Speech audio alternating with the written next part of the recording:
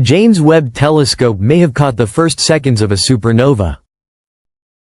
On March 15, 2025, the James Webb Space Telescope may have witnessed something no human eyes, or instruments, have ever seen before: the very first flicker of a star's explosion. And not just any star, but Betelgeuse, the red supergiant glowing in Orion's shoulder about 550 light-years from Earth. JWST's infrared detectors recorded a sudden rise in brightness, a sharp pulse exactly where Betelgeuse rests in the sky. If this signal holds up, it could represent the earliest stage of a supernova ever captured, not hours after the explosion begins, but possibly within minutes of the first shock breaking through the star's surface. For clarity, astronomers stress this is not a confirmed supernova. The data are still under review. But if real, it would rewrite how we observe stellar death. Until now, telescopes have only detected supernovae once they are already blazing at full strength. Webb may have recorded the instant of ignition, a moment astronomers have only theorized about. Why the first moments matter: supernovae aren't just fireworks, they're windows into a star's structure. The rise of brightness in the first few minutes to hours tells us how large the star was, how dense its outer layers were, and whether it shed material in its final days. For a massive red supergiant like Betelgeuse, the shockwave must push through an enormous, extended atmosphere. By measuring how quickly light grows brighter, scientists can estimate the star's radius and the thickness of its envelope with surprising accuracy. These earliest photons carry the fingerprints of collapse, unblurred by later turbulence. A cosmic orchestra. If Betelgeuse really did explode, light is only one part of the story. A collapsing core also sends out neutrinos, a flood of ghostly particles racing ahead of light, detectable by giant underground observatories. Gravitational waves, ripples in spacetime created if the collapse is uneven, measurable by instruments like LIGO and Virgo.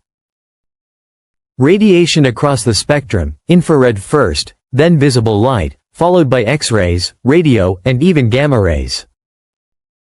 Together, these signals form a multi-messenger event, giving scientists a complete picture of stellar death. Birth in the ashes. Within hours to days, the debris of the explosion cools and begins to form molecules like carbon monoxide and silicon monoxide, precursors to dust grains. Supernovae are among the universe's primary factories of dust, scattering the elements that later build planets, stars, and life.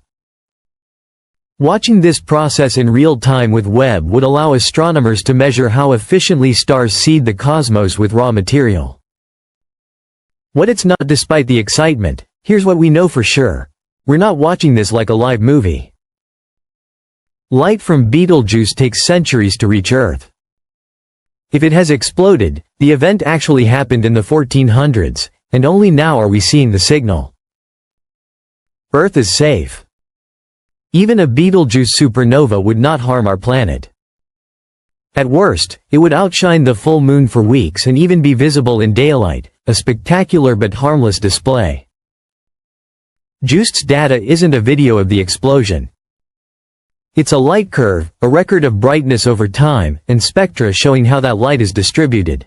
Betelgeuse, our closest supernova candidate for generations, Betelgeuse has fascinated astronomers and stargazers alike. It's the glowing red shoulder of Orion, a star so massive and unstable that scientists have long known its life must end in a violent explosion. With a mass between 10 and 20 times that of our Sun, and a swollen radius nearly 8,000 times larger, Betelgeuse is a true cosmic giant nearing the end of its life. In astronomical terms, it is considered a ticking clock. One day, its core will collapse, igniting a chain reaction that rips the star apart in a supernova. Models suggest this dramatic end may not arrive for another 100,000 years. A blink of an eye compared to the Sun's billions of years, but still unimaginably long for us. Yet Betelgeuse has a way of keeping us on edge. Back in 2019, the star suddenly dimmed, leading many to speculate it was on the verge of collapse. Was this the beginning of the end? Later studies revealed that a massive cloud of dust, expelled from Betelgeuse's surface, had blocked our view. The star had coughed out material, temporarily veiling its light. While it turned out not to be the long-awaited explosion, the event reminded scientists just how unpredictable this red supergiant can be. This is why astronomers across the world keep their telescopes trained on Betelgeuse. It is not just a star, it is our nearest laboratory for studying the violent deaths of massive suns. And if it truly explodes within our lifetimes, it will become the most observed stellar death in history. The next 72 hours, now comes the suspense. On March 15, 2025, JWST's detectors picked up an unusual rise in infrared brightness right in Betelgeuse's region. Not the familiar slow variability of a giant star, but a sharp spike. Within minutes, the signal grew stronger, suggesting something far more dramatic. But in science, extraordinary claims demand extraordinary proof. Which is why, right now, an entire global network of observatories is scrambling into action. Neutrino detectors, buried deep underground in places like Japan and Antarctica, are scanning their logs for sudden bursts of ghostly particles. A true supernova would have released an immense flood of neutrinos, the first messengers from the collapsing core. Gravitational wave observatories, LIGO in the United States, Virgo in Italy, KAGRA in Japan, are analyzing their data, searching for ripples in spacetime that could mark the asymmetric implosion of a massive star. Ground-based telescopes across the globe are pointing toward Orion, searching for any optical changes in Betelgeuse's glow. The timeline for answers is short. Within 24 to 72 hours, astronomers will either confirm the signal as the beginning of a supernova, or rule it out as an instrumental glitch, background variability, or some other astrophysical phenomenon. If it is confirmed, then we have just crossed a threshold in human history. For the first time, we will have captured the opening heartbeat of a star's death, the instant when its core collapsed and its shockwave burst free. A centuries-long journey. It's important to remember that what JWST saw didn't happen last night. Betelgeuse is about 550 light-years away, meaning any light we detect today actually left the star in the late Middle Ages, perhaps around the time Leonardo da Vinci was sketching his first ideas, or when early explorers were charting the oceans.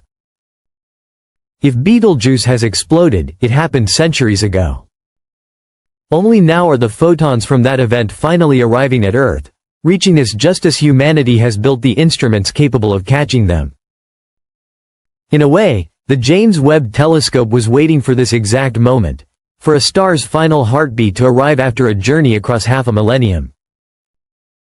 Witnessing history, imagine what comes next. If Betelgeuse truly has gone supernova, the night sky will never look the same for us. For weeks or months, Orion's shoulder would blaze brighter than the full moon. The star would be visible even in daylight, turning one of the most familiar constellations into a cosmic beacon. Telescopes of every size, from backyard instruments to giant observatories, would track every stage of the event. Space agencies would pour resources into watching the unfolding aftermath. JWST, Hubble, Chandra, ALMA, and countless others would coordinate, building the most complete picture of stellar death ever assembled. And in classrooms, observatories, and living rooms across the world, people would look up and realize they are witnessing history, something no generation of humans has ever seen before. A nearby supernova unfolding in real time.